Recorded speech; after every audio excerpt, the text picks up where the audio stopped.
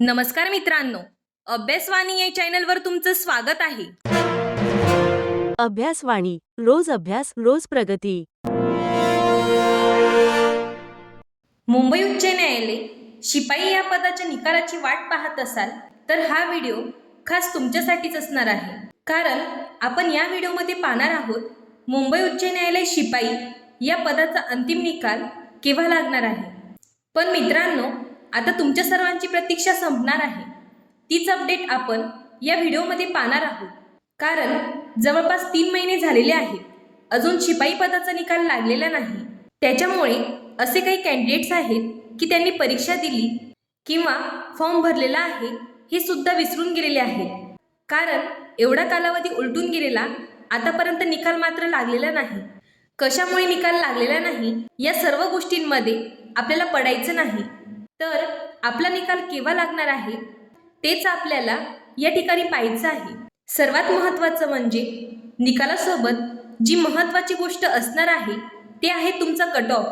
यावेळेस ज्या पद्धतीने लिपिक या पदाचा कट ऑफ हाय गेलेला आहे त्या पद्धतीने शिपाई या पदाचा कट ऑफ देखील हाय जाऊ शकतो. असं का? तर आपल्याला हा अंदाज नाकारता येणार नाही. परंतु एक गोष्ट आहे, तुम्ही पाहिलं असेल लिपिक या पदाची सुद्धा अजून फायनली टायपिंगची एक्झाम डेट आलेली नाही. कारण त्यामध्ये रेशो प्रॉब्लेम आहे, तो सध्या चालू आहे. बऱ्याच विद्यार्थ्यांचं म्हणणं आहे रेशो अत्यंत कमी घेतलेला आहे. शॉर्टलिस्ट पद्धत नसताना देखील रेशो कमी घेतला, त्याच्यामुळे बऱ्याच विद्यार्थ्यांना परीक्षा देता आली नाही. तर रेशो आमचा वाढवा. तर यावेळी सुद्धा शिपाई या पदाचा अंतिम निकाल आहे, तर त्यावर विचार करूनच निकाल लागण्याची अपेक्षा आहे. आणि विद्यार्थ्यांच्या बाजूने लागावा, म्हणजेच काय, रेशो जास्त घ्यावा, जेणेकरून जास्त विद्यार्थी पात्र होतील. शारीरिक क्षमता विशेषार्हता परीक्षेला आणि कट ऑफ देखील अत्यंत कमी लागेल. अजून महत्त्वाचं असणार आहे ते शारीरिक क्षमता आणि विशेषार्हता परीक्षा, हे जे 10 मार्क्स आहेत ते अत्यंत महत्त्वाचे आहेत. कारण येणाऱ्या काही दिवसांमध्येच तुमची या ठिकाणी शारीरिक क्षमता आणि विशेषार्हता परीक्षा देखील होणार आहे. त्यामुळे या परीक्षेत 10 पैकी 10 गुण घेणे अत्यंत महत्त्वाचे आहे. आता आपण पाहूया हा जो निकाल आहे तो केव्हा लागणार आहे. तुम्ही जर मित्रांनो नवीन असाल तर आपल्या चॅनलला सबस्क्राईब करा आणि व्हिडिओ आवडल्यास तुमच्या मित्रांना देखील शेअर करा. तर बघा मित्रांनो, हा जो निकाल आहे तुमचा, सध्या या निकालाला जवळपास 15 दिवस लागणार आहेत. म्हणजेच 15 दिवसाच्या आतमध्ये तुमचा शिपाई या पदाचा निकाल लागणार आहे. या वीकमध्ये नाहीतर पुढच्या वीकमध्ये हा निकाल येण्याची दाट शक्यता आहे.